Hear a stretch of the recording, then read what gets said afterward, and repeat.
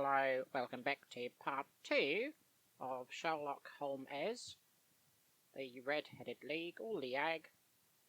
Me to say whether the present case is an instance of crime or not, but the course of events is certainly among the most singular that I have ever listened to. Perhaps, Mr. Wilson, you would have the great kindness to recommence your narrative. I ask you not merely because my friend Dr. Watson has not heard the opening part, but also because the peculiar nature of the story makes me anxious to have every possible detail from your lips. As a rule, when I have heard some slight indication of the course of events, I am able to guide myself by the thousands of other similar cases which occur from my memory. In the present instance, I am forced to admit that the facts are, to the best of my belief, unique. The portly client puffed out his chest with an appearance of some little pride, and pulled a dirty and wrinkled newspaper from the inside pocket of his greatcoat. As he glanced down the advertisement column, with his head thrust forward and the paper flattened out upon his knee, I took a good look at the man and endeavoured, after the fashion of my companion, to read the indications which might be present by his dress or appearance. I did not gain very much, however, by my inspection. Our visitor bore every mark of being an average commonplace British tradesman, obese, pompous, and sly. He wore rather baggy grey shepherd's check trousers, a not over-clean black frock coat, unbuttoned in the front, and a drab waistcoat with a heavy brassy Albert chain, and a square pierced bit of metal dangling down as an ornament. A frayed top hat and a faded brown overcoat with a wrinkled velvet collar lay upon a chair beside him.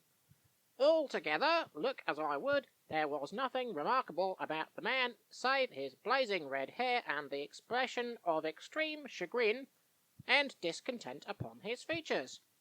Sherlock Holmes' eyes quick took in my occupation, and he shook his head with a smile as he noticed my questioning glances. Beyond the obvious facts that he has done some manual labour, that he takes snuff, that he is a Freemason, that he has been in China, and that he has done a considerable amount of writing lately, I can deduce nothing else. Mr. Jabez Wilson started up in his chair, with his forefinger upon the paper, but his eyes upon my companion. "How in the name of good fortune did you know all that, Mr. Holmes?" he asked. "How did you know, for example, that I did manual labour? It's true as gospel, for I began as a ship's carpenter." "Your hands, my dear sir, your right hand is quite a size larger than your left. You have developed it, and the muscles are... you have worked with it, and the muscles are more developed." "Well, the snuff, then, and the Freemasonry. I won't insult your intelligence by telling you how I read that, especially as, rather against the strict rules of your order, you use an arc and brass breastpin. Of course, I forgot that, but the writing, what else can be indicated by the right cuff, so very shiny for 5 inches, and the left one with the smooth patch near the elbow where you rest it upon the desk? Well, but China. The fish you have tattooed immediately above your right wrist could only have been done in China. I have made a small study of tattoo marks, and have even contributed to the literature of the subject. That trick of staining the fish's scales of a delicate pink is quite peculiar to China.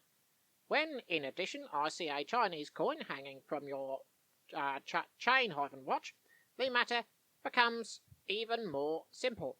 Mr. Jabez Wilson laughed heavily. "Ha ha ha ha ha ha ha! Well, I never," he said. "I thought at first you had done something clever, but I see that there was nothing in it after all. I begin to think, Watson," said Holmes, "that I made a mistake in explaining. Omni ignoratum pro magnifico, you know, and my poor little reputation, such as it is, will suffer shipwreck if I am so candid. Can you not find the advertisement, Mr. Wilson? Yes, I have got it now, he answered, with his thick red finger planted halfway down the column. There it is. This is just what began it all. You just read it for yourself, sir. I took the paper from him, and read as follows to the red-headed League. On account of the bequest of the late Ezekiah Hopkins of Lebanon, Pennsylvania, USA, there is now another vacancy open which entitles a member of the League to a salary of £4, I think, £4 a week for purely nominal services. All red-headed men who are sound in body and mind and above the age of 20-1 years are eligible. Apply in person on Monday at 11 o'clock to Duncan Ross at the offices of the League, 7 Poper's Court, Fleet Street. What on earth does this mean? I ejaculated after I had twice read over the extraordinary announcement. Holmes chuckled and wriggled in his chair, as was his habit when in high spirits. It is a little off the beaten track, isn't it? Said he. And now, Mr. Wilson, off you go at scratch and tell us all about yourself, your household, and the effect which this advertisement had upon your fortunes. You will first make a note, Doctor, of the paper and its date. It is the Morning Chronicle of April 27, 1890, just 2 months ago. Very good now, Mr. Wilson. Well, it is just as I have been telling you, Mr. Sherlock Holmes, said Jabez Wilson, mopping his forehead. I have a small pawnbroker's business at Coburg Square, near the city. It's not a very large affair, and of late years it has not done more than just give me a living. I used to be able to keep 2 assistants, but now I only keep 1, and I would have a job to pay him, but that he is willing to come for half wages so as to learn the business. What's the name of this obliging youth? Asked Sherlock Holmes. His name is Vincent Spaulding, and he's not such a youth either. Either. It's hard to say his age. I should not wish a smarter assistant, Mr. Holmes, and I know very well that he could do better himself and earn twice what I am able to give him. But after all, if he is satisfied, why should I put ideas in his head? Why, indeed, you seem most fortunate in having an employee who comes under the full market price. It is not a common experience among employers in this age. I don't know that your assistant is not as remarkable as your advertisement. Oh, he has his faults too, said Mr. Wilson. Never was such a fellow for photography. Snapping away with his camera when he ought to be improving his mind, and then diving down into the cellar like a rabbit into its hole to develop his pictures. That is his main fault, but on the whole he's a good worker. There's no vice in him. He is still with you, I presume? Yes, sir. He and a girl of 14, who does a bit of simple cooking and keeps the place clean, That's all I have in the house, for I am a widower and never had any family. We live very quietly, sir, the 3 of us, and we keep a roof over our heads and pay our debts if we do nothing more. The first thing that put us out was the advertisement. Spaulding, he came down into the office just this day 8 weeks, with this very paper in his hand, and he says, I wish to the Lord, Mr. Wilson, that I was a red-headed man. Why's that? I asks. Why, he says, there's another vacancy in the League of the Red-Headed Men. It's worth quite a little fortune to any man who gets it, and I understand that there are more vacancies than there are men. And I understand that there are more vacancies than there are men, so that the trustees are at their wits' end what to do with the money. If my hair would only change colour, here's a nice little crib all ready for me to step into. Why, what is it then? I asked. You see, Mr. Holmes, I'm a very stay-at-home man, and as my business came to me instead of my having to go to it, I was often weeks on end without putting my foot over the door, Matt. In that way I didn't know much of what was going on outside, and I was always glad for a bit of news. Have you ever heard of the League of the Red-Headed Men? He asked with his eyes open. Never. Why, I wonder at that, for you are eligible yourself for one of the vacancies. And what are they worth? I asked. Oh, merely a couple of hundred a year, but the work is slight, and it need not interfere very much with one's other occupations. Well, you can easily think that this made me prick up my ears, for the business had not been over-good for some years. And an extra couple of hundred would have been very handy. Tell me about it, said I. Well, he said, showing me the advertisement, you can see for yourself that the League have a vacancy, and there is the address where you should apply for particulars. As far as I can make out, the League was founded by an American millionaire, Kazar Hopkins. He was very peculiar in his ways. He was himself red-headed, and he had a great sympathy for all red-headed men.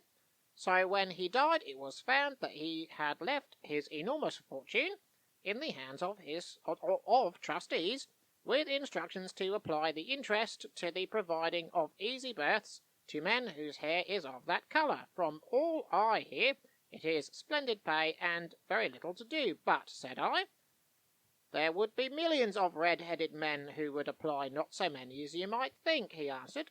You see, it is really confined to Londoners and to grown men.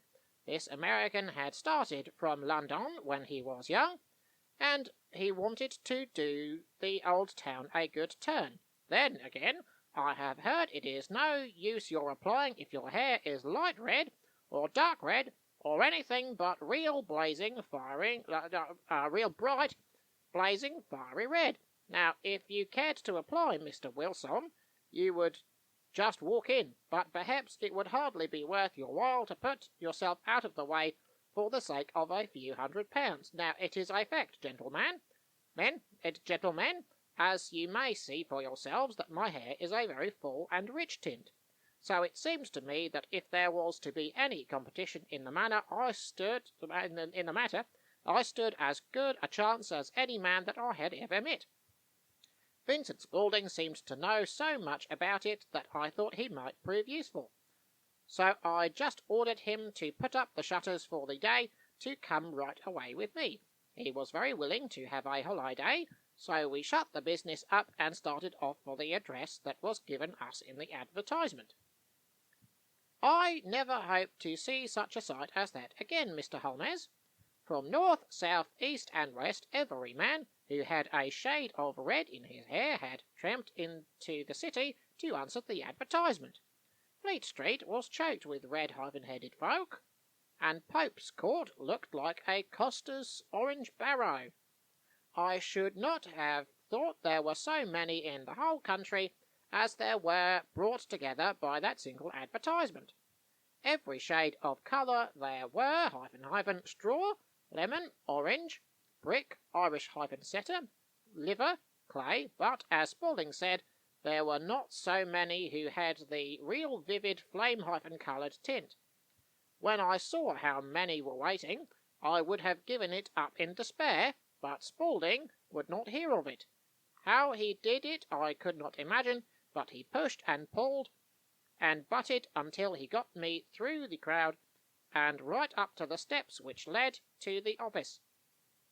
There was a double stream upon the stair, some going up in hope and some going back dejected, but we wedged in as well as we could and soon found ourselves in the office.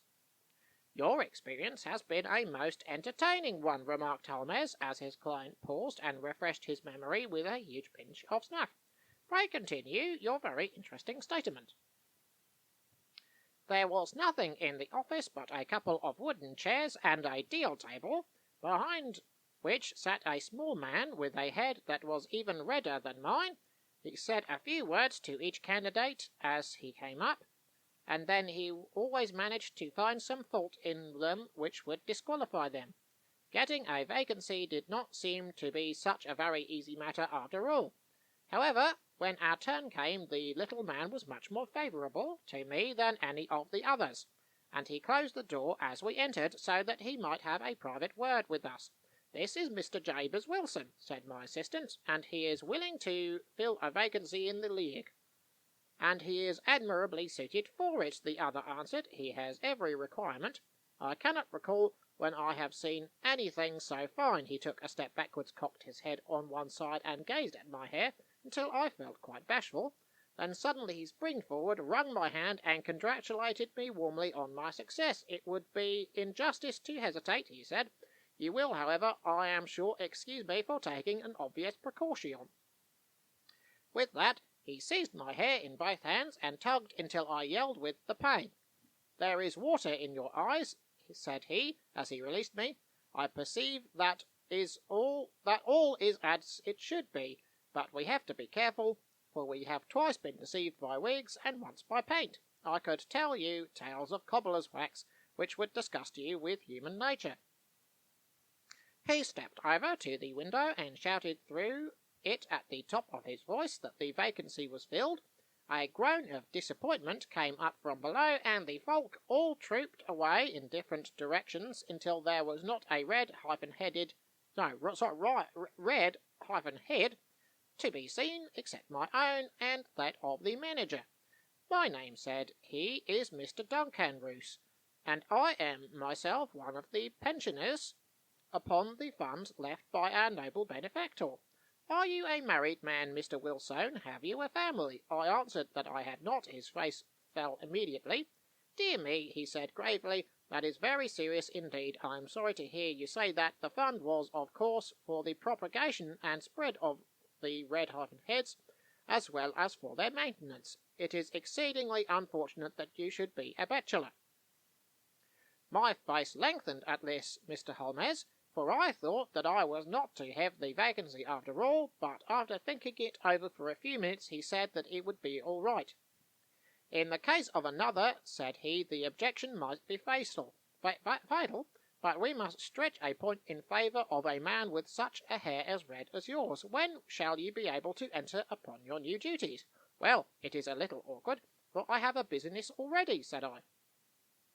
"Oh, never mind about that, Mr. Wilson," said Vincent Spaulding. "I should be able to look after that for you." "What would be the hours?" I asked. "10 to 2. Now, a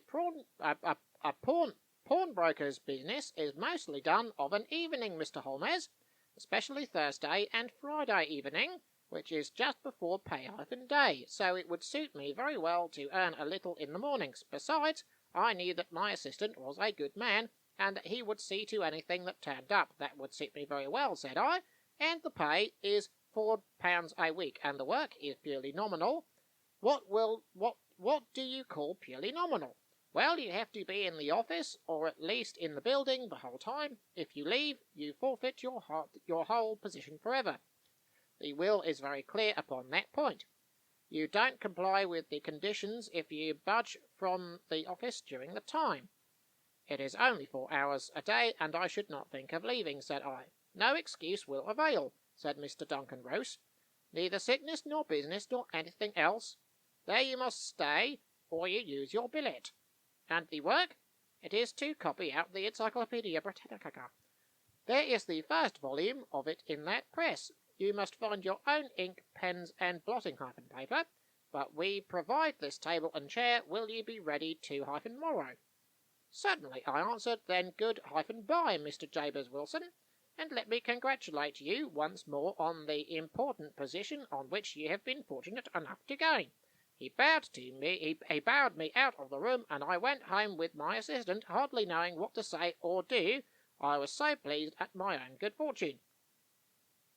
Well, I thought over the matter all day, and by evening I was in low spirits again, for I had quite persuaded myself that the whole affair must be some great hoax or fraud, though what its object might be I could not imagine. It seemed altogether past belief that anyone could make such a will, or that they should pay such a sum for doing anything so simple as copying out the Encyclopaedia Britannica. Vincent Spaulding did what he could to cheer me up, but by bedtime I had reasoned myself out of the whole thing. However, in the morning I determined to have a look at it anyhow. It's taken quite a while. Perhaps we leave it there, Lensman. I do hope that I remember where I got, and if I don't, I apologise. But thank you very much for your time during this for the Red-Headed League, or LEAG, depending on your culture and preference. Thank you so much, and a bibbidi bye.